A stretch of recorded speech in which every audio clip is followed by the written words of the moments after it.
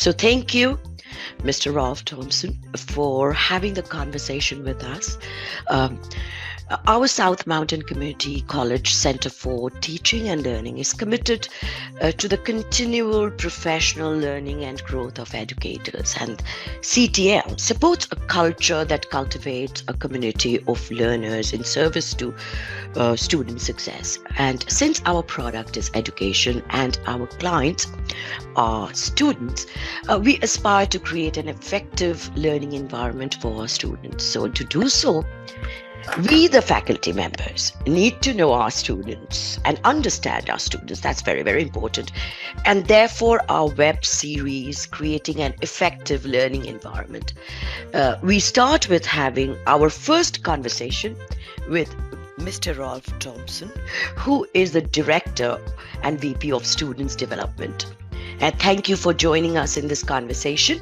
So let's all create a healthy community for our students where we can help open their doors to new opportunities. So my first question will be, what, according to your data that you have collected previously, what are the key factors we are implementing at South Mountain Community College to keep our students on track to achieving their academic goals? Thank you. That's a great question.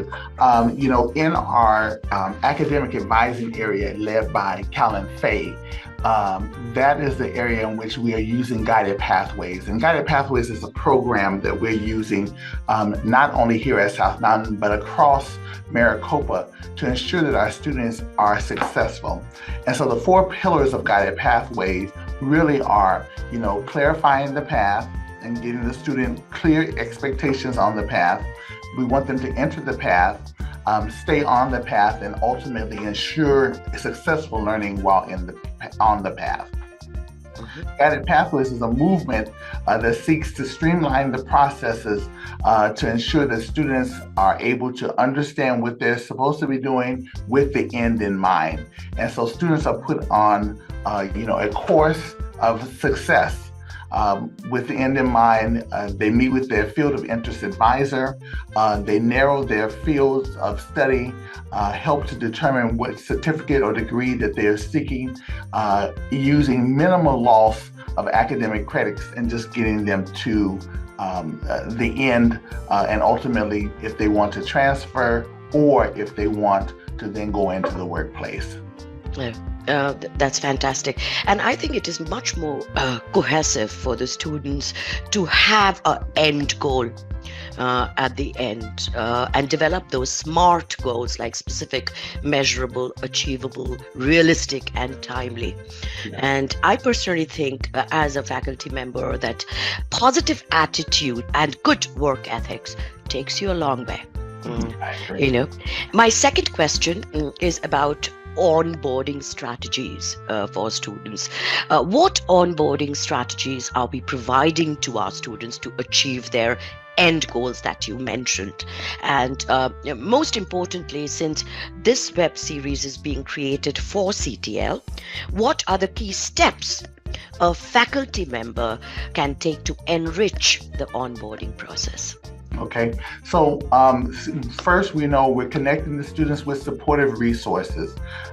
This is done through new student orientation. So when they very first get here, we are engaging them. We're letting them know that there are resources here so that they understand the magnitude of what they're getting into, but also the magnitude of how they can successfully complete. In our onboarding programs, once they're here, we do welcome week activities, scavenger hunts, so that they build a sense of community here at South Mountain Community College.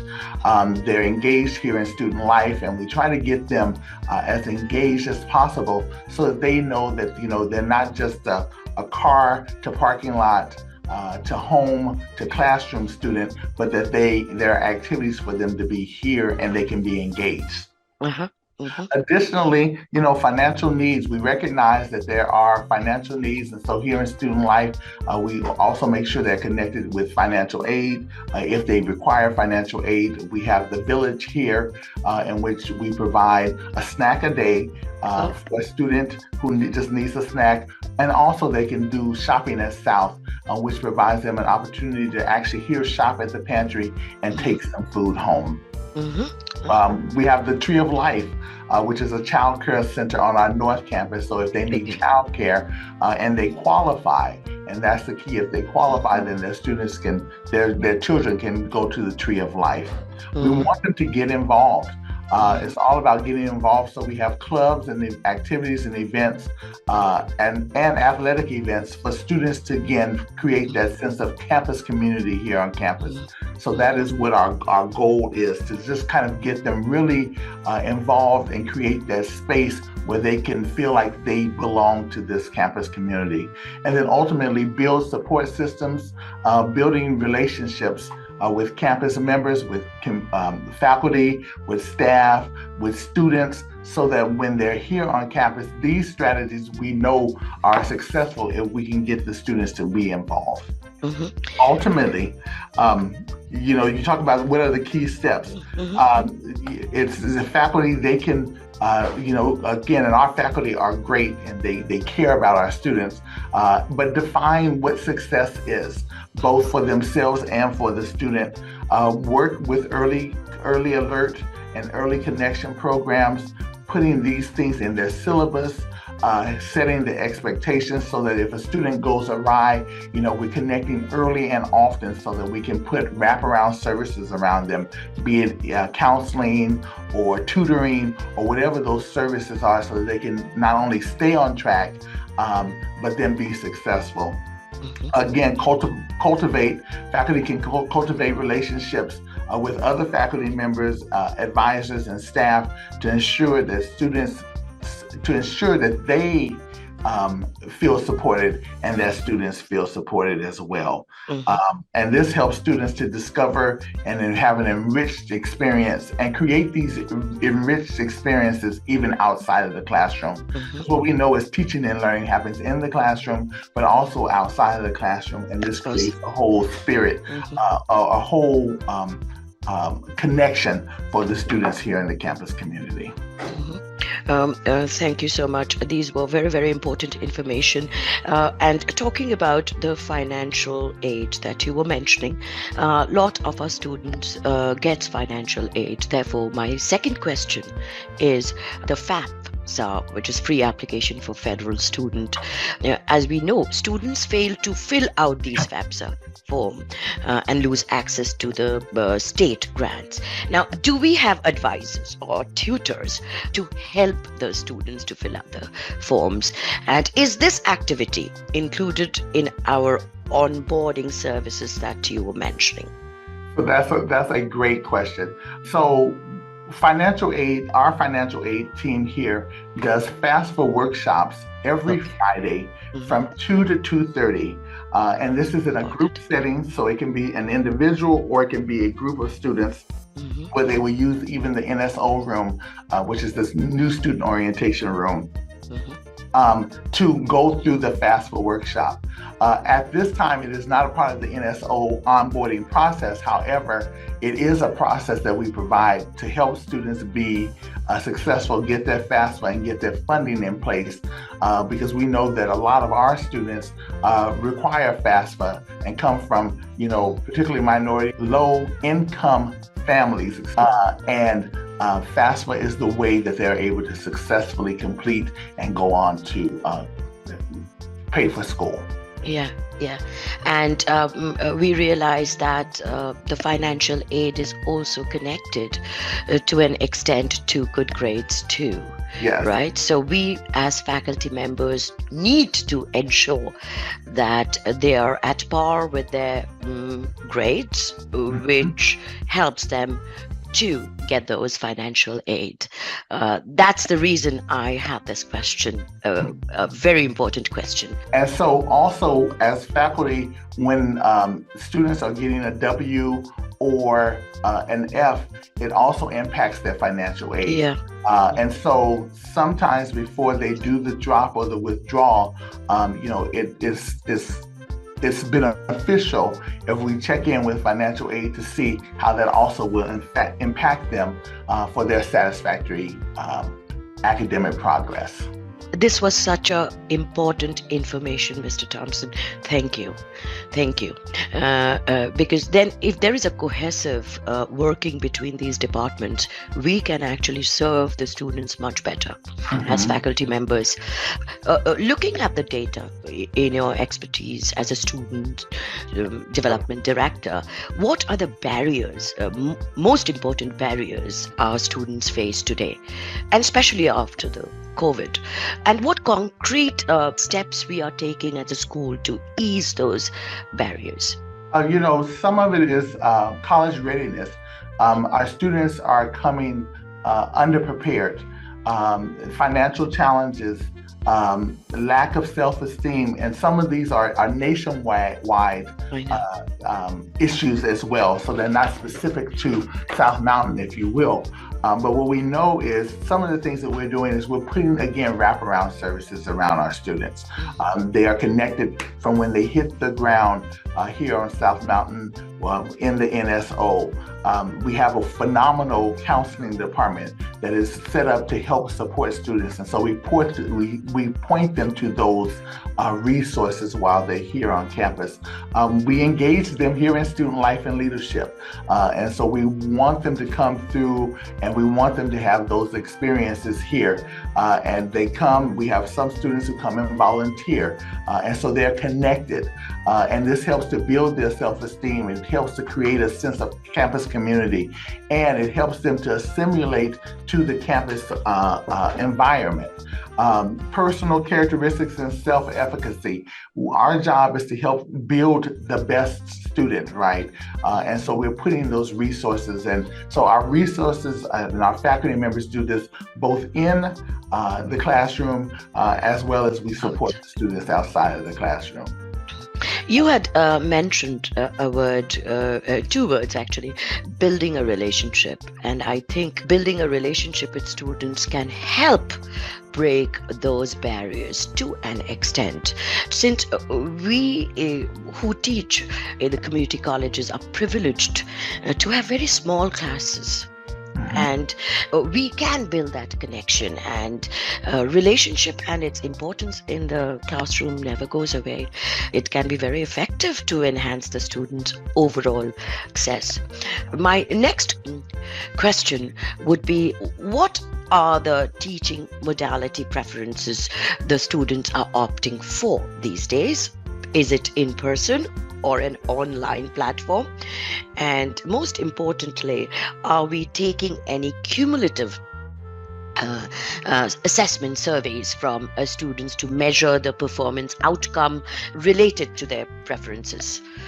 That's a great question. So nationwide, the statistics are showing that 65% of students prefer in-person instruction. Nationwide, it's showing that 18% prefer a hybrid model and 9% prefer solely online. And I think those numbers are reflective here at South Mountain as well. Our students want to be engaged. And so there was an article that I read that talked about, there are pieces that are missing and why students prefer in-person over online. They're able to, again, create that sense of community and friendship.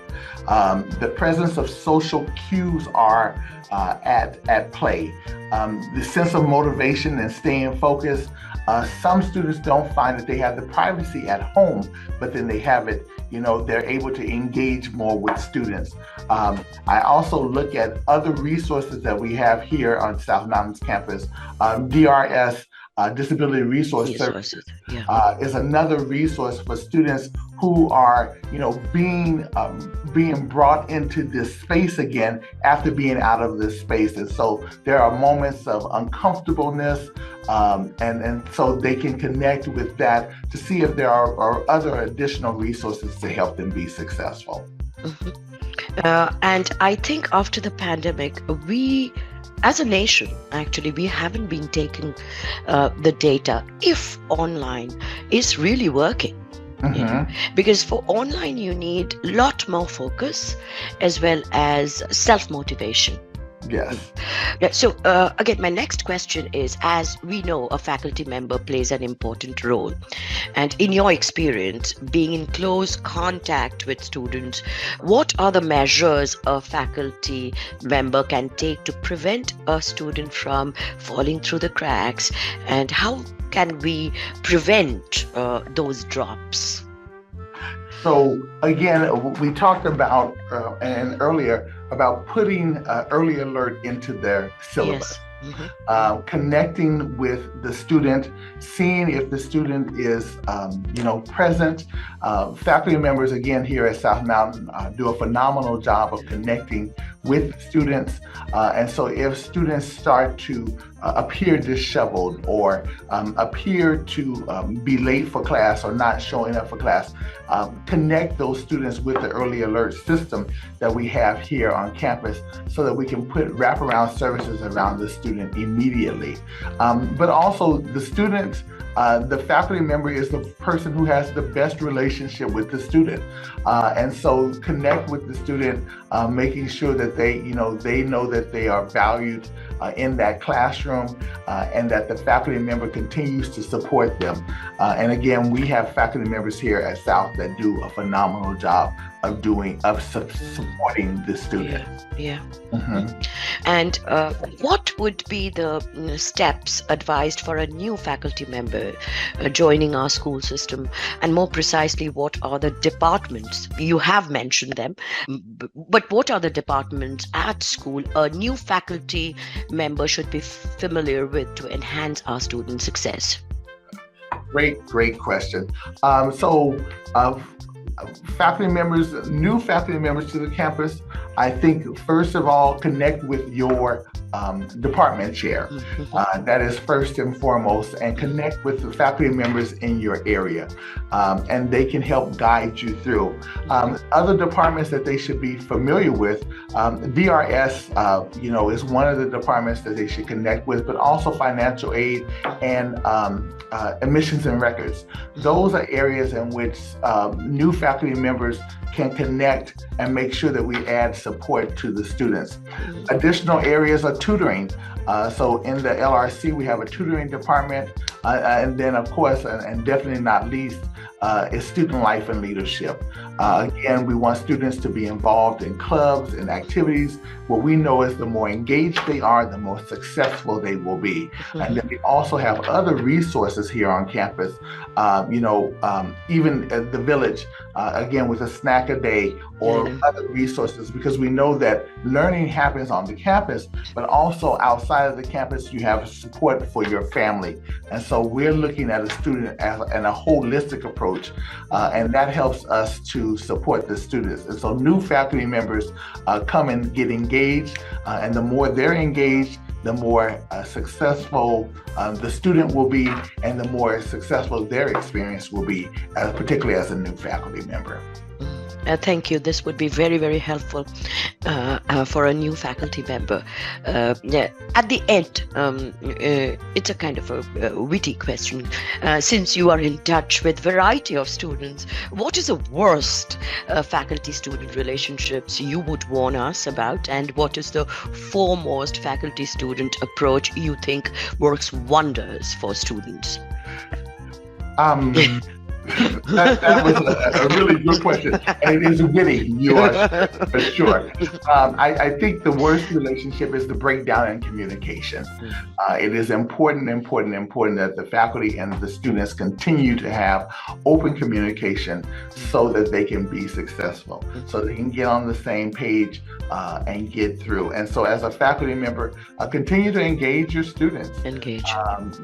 Talk about those things. There was a question earlier about how do you help the student to be successful? Define success so that language is the same. Oftentimes you have, different language and words mean different things to different people. So have a common language both for the student and for the faculty so that they can then be successful. Mhm. What we know is when students feel valued, they're going to be Valued. successful. Mhm. And that is the wonder that it works with students, faculty, and students is when students feel valued and faculty members engage them so that they're able to be successful and feel like they are part of the academic process here at South Mhm. Mountain. Mhm. Mhm. Um, it was marvelous talking to you, Mr. Thompson. I think your advice and the pointers that you have given would help a lot faculty members as well as the new faculty members who are going to join us. And again, it's an important conversation that we need to have, because when we see a cohesive alignment between different departments, as we were talking about, as you have mentioned, the departments that the faculty should go and talk to if a student is failing. And that cohesive alignment would ensure the student success. So all our objective, Mr. Thompson, is at the end helping our students to achieve their goals. So thank you, No, Mr. thank you. Thompson. It was a pleasure.